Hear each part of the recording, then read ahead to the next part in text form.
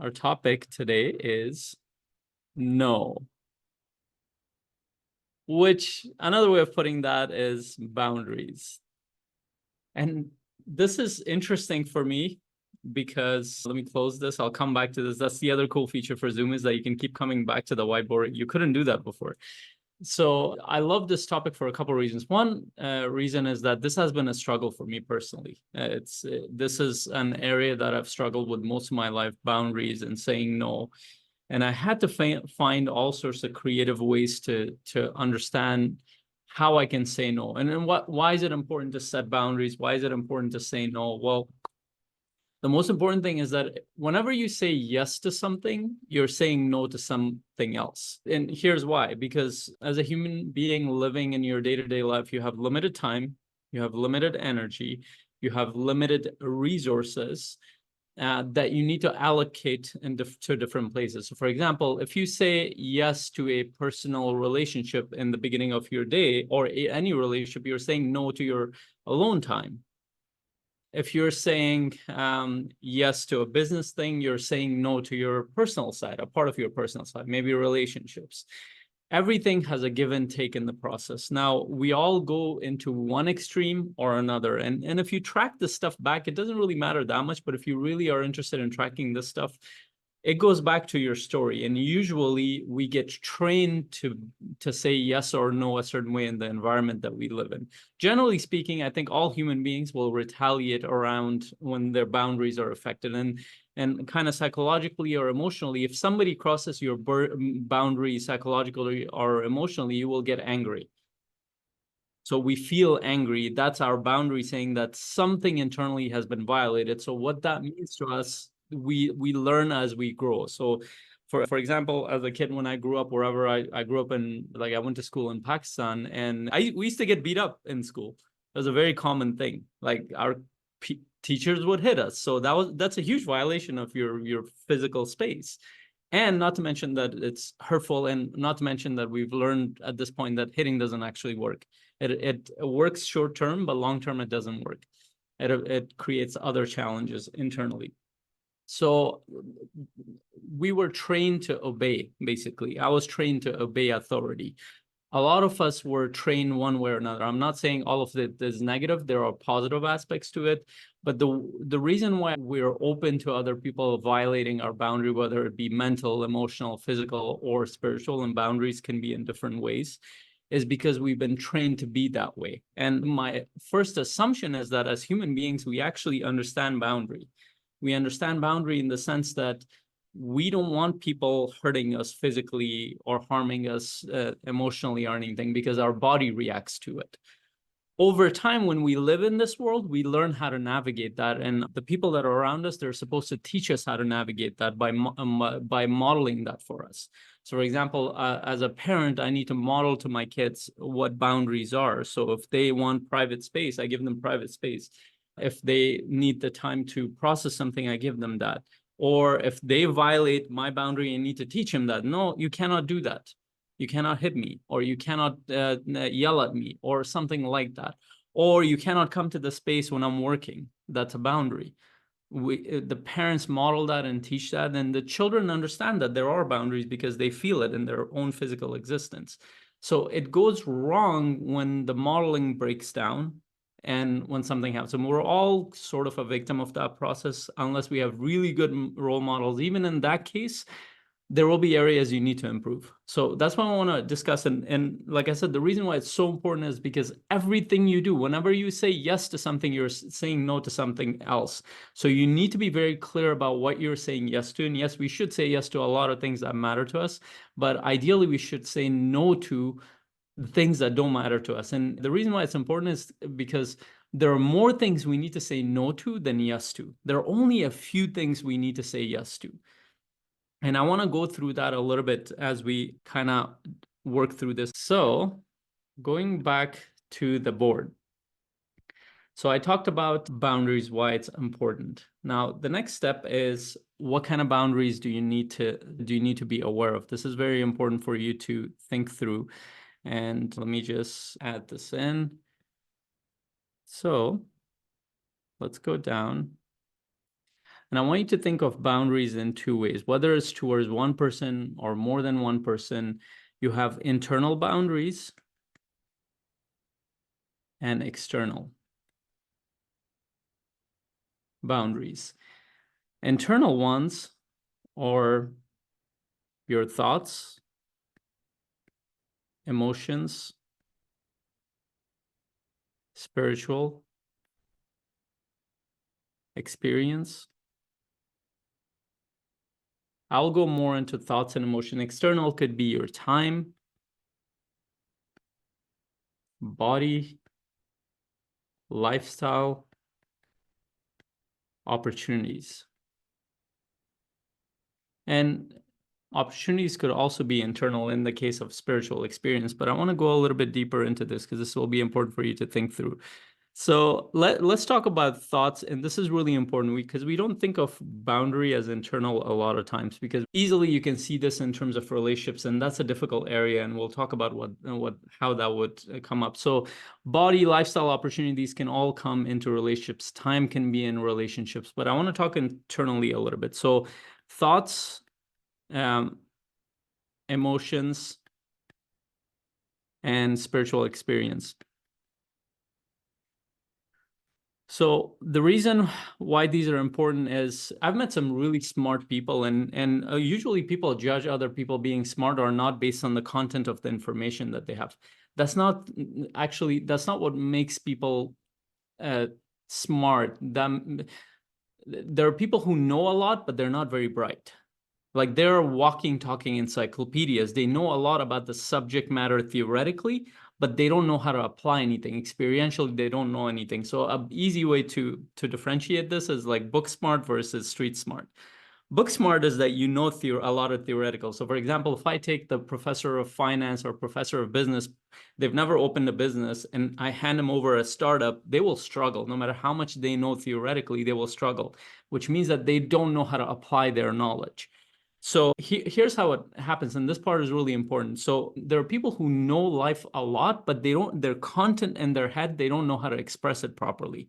So for you to, one, be smart, you need to put your intelligent, you need to put yourself in experiences that teach you. Now, life can teach us a lot of things, but then when you're putting yourself out there, you need to also have the language to describe it, because what makes you a leader is the communication of that. So a lot of people, they're smart, they understand the world a lot, they're very intelligent, but they don't know how to communicate it, so they're not really good leaders. And this is an important, why am I bringing this in boundary? Because a lot of people put in the wrong information in their head. So they don't have boundaries as to what's coming inside their mind and what's not. To the extent that you look intelligent and smart is because you allow important information to come in. And how do you decide what's important information, what's not? I'm going to talk about that in a bit. But one of the first boundaries is the thoughts that you think, you don't have control over it. Thoughts will randomly appear in your mind. You have control over which thoughts to pay attention to, which you don't. So where do you get the thoughts that you get? Well, the thoughts and emotions that you get are based on your experiences. A lot of it is based on your experiences that you grew up in, but it's also dependent on recent experiences. So if you spend a lot of your time and kind of watching a bunch of junk news or junk information, or reading a bunch of junk news and information, guess what? Your mind is filled with that kind of information, and that's the content and raw material you use to communicate. But let's say you spend a bunch of time reading books, listening to great podcasts, or communicating with people who are smart and intelligent. Guess what? Now you're taking your smart experience, your intelligent experience, you're now learning the language to communicate with that. So one of your first boundaries is, what kind of input do you have in your mind? Because keep in mind, whatever you expose yourself to, that's the thing that your mind will randomly bring up in your mind. I mean, think about it. If you listen to if you go to a concert, what happens? The next day, your mind is repeating songs. If you listen to a book, guess what? You're getting thoughts and you're noticing things related to that. So it shifts your perception as well. If you go to a conference or a networking event, talk to a bunch of people and they connect you with certain things, they give you certain thoughts. Those are the thoughts that would seemingly randomly appear in your mind. So your first boundary is actually what you're going to expose your mind and eyes and your perception to. And I'll talk about how do you decide that, but you need to be very selective around that. Same thing with emotions. So now this is where relationship comes in, and this is where external boundary comes in. The people that you expose yourself to, whether they're close people to you or far people who are distant, their relationship is not as strong with you, you need to be very careful what kind of thoughts they have. And you need to filter that through, because a lot of people in your life might not have the right thoughts for you to listen to all the time. So what does that mean? Whether it's your relationship with your brothers, sisters, your family, bigger family, whoever it is, pay very close attention to what they say. For example, if somebody's very negative consistently, no matter how aware you are, at some level that's affecting you. Now, that could be your kid or that could be your spouse. So what does that mean? What can you do? If you have an influence in that area, you can challenge that person and say, why do you think it helps you to talk like that? And that's a hard thing to confront, because this is that could create conflict. But if that person is not in your spheres of influence, that means that you don't have a bearing or say in how they run their life. That could be a friend or somebody. You could say that, you know what, that stuff affects me negatively. You could express that. Or if they continue to be like that, that's their choice, but you can create a boundary around that. You can minimize your exposure to them, because I can guarantee you that affects you more.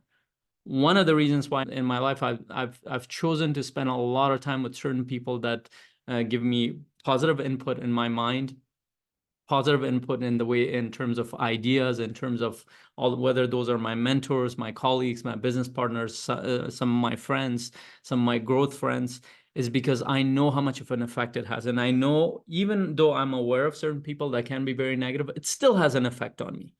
So when I can, I'll remove people who want to be a certain way. They're not open to growth. But when I cannot, then what I do is I minimize my exposure, because guess what? It affects my mind. It affects my perception. What happens there? That affects my connection with my communication with my wife, with my kids, with my business partners.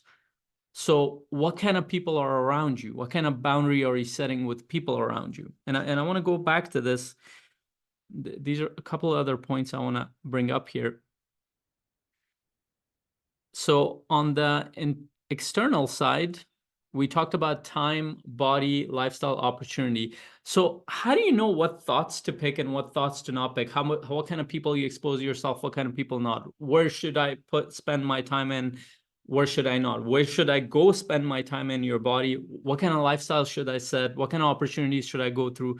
These are very complex questions. So how do you answer them? This is why we do the work that we do in our community. And that's where I will go to the next slide. This is why we work a lot on your vision. Think about this. If you don't have an outcome in mind, how do you know what to say yes to and what to say no to? So I have a vision for my growth. I have a vision for my life that I'm building. I have a vision for the kind of people that I want around me. I have a vision, the kind of businesses I want to build. Based on that, I say yes or no to people. And there's also strategy. Vision is one thing to understand, but if you don't have a strategy, which means that in your day-to-day life, you don't know what to focus on, you don't have a calendar system, you don't have a long-term strategy, you know, this year I'm going to focus on this, next year I'm going to focus on that, this quarter, this, that. If you don't have that predefined ahead of time, then how do you know what opportunity to say yes to and what opportunity to say no to? And have you put enough thought to do this? And do you consistently refine that? That's one of the main reasons. The reason, I know we've talked about this before, the reason why this is important to look at it from the lens of boundaries is the only way you know how to set boundaries is if you're clear on what you're doing and what outcomes you want from your life, for your experience, for who you are, for your strategy. And the important thing here is this piece. Within your vision, there's this thing called identity. Identity is the defining thing for you. So whatever you are right now, you know that you have potential for more. So when you look towards your vision 5 years, 10 years from now on, you see an improved version of yourself. Everybody aspires towards an improved version of themselves.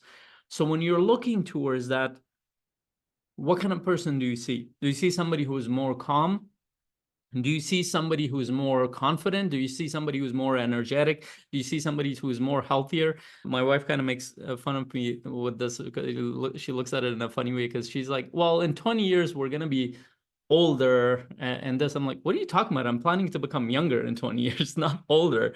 And she kind of laughs at that, but I'm dead serious. I'm planning to become younger, not older. I'm setting up systems so my health improves, my cognition improves, my memory improves, my social circuit improves, all that stuff. So why would I now? Of course, I know biologically there's a certain point where your kind of health declines, but that's much later. That's more like around 80 years, maybe 90. But the point is, in 20 years, I'm planning to become younger, not older. And the reason why I say this sounds ridiculous, but from what we understand about aging is not determined by years. It's actually determined by your cellular makeup, your bodily makeup. What's the raw material? What are your thoughts? What are your emotions? What's your social? Those things determine your aging. You can actually measure this, but doctors and or actually scientists can measure whether your skin is 20 years old, 30 years old, or 40 years old.